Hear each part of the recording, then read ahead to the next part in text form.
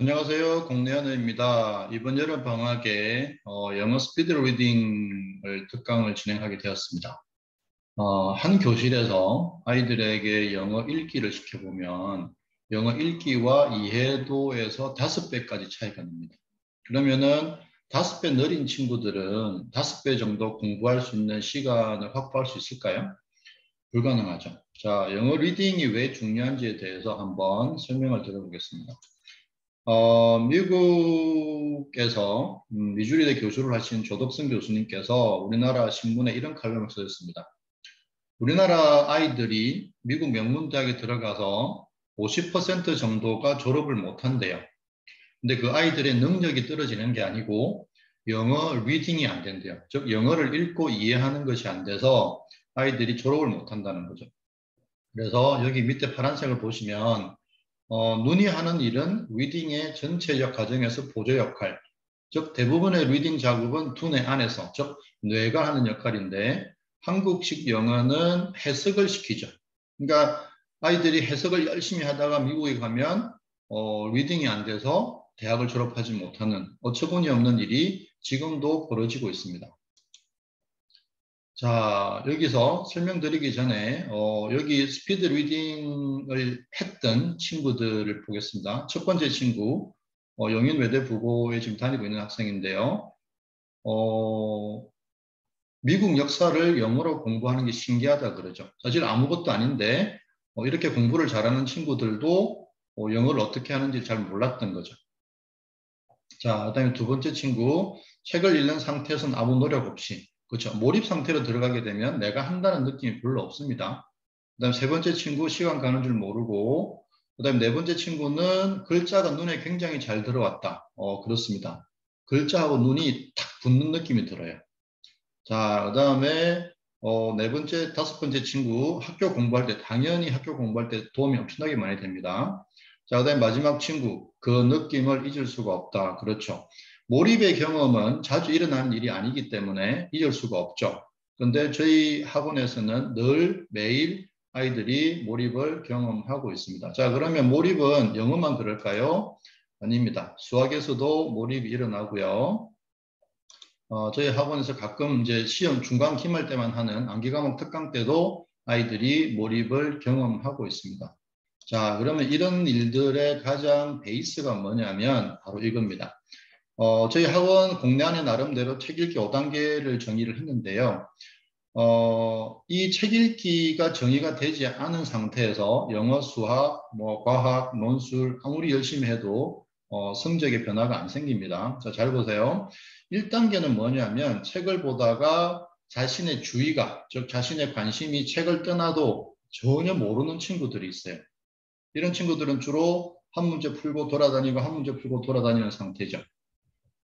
자, 그다음에 2단계는 뭐냐면 공부를 하려고 좀 노력은 하는데 여전히 잡생각이 너무 많아서 잡생각이 지배돼서 집중이 잘 안 되는 친구들. 그죠? 자, 3단계는 뭐냐면은 이제 책에 좀 소위 말하는 집중이 좀 되는 상태죠. 이때는 이제 잡생각의 영향이 좀 적죠. 하지만 이때도 공부 효율은 60%에서 70%밖에 안 돼요. 그리고 이 친구들은 여기서 말하는 4단계, 5단계가 있다는 사실을 몰라요. 그냥 3단계가 공부의 끝인 줄 압니다. 즉 공부에서의 몰입 상태를 전혀 모르는 상태죠. 자, 그다음에 이제 저희 학원에서 이번에 스피드 리딩 훈련을 받게 되면 모든 학생들은 당연히 4단계까지 진입을 하게 되고요. 그리고 일부 학생들은 이제 5단계까지 들어가게 됩니다. 4단계는 뭐냐면요. 그냥 눈이 글을 스치듯 쓱쓱 지나가는데 영어 문장의 의미가 이해되기 시작하는, 즉 우리가 한글을 굉장히 빠르게 읽을 때의 상태하고 비슷한 상태가 됩니다. 이때도 잡생각이 간혹 떠오르긴 합니다. 이때는 사실은 마음은 되게 편안합니다. 왜냐하면 공부가 편안한 게 아니고요. 몰입 상태 자체가 주는 편안함 때문에 공부가 어려워도 어렵다는 생각이 별로 안 들게 됩니다. 이때는 이제 몰입 초기 상태라고 하고요. 그다음에 5단계가 되면 내가 공부한다는 느낌이 전혀 없습니다. 그냥 공부가 되어지는 느낌. 당연히 잡생각 전혀 없고요.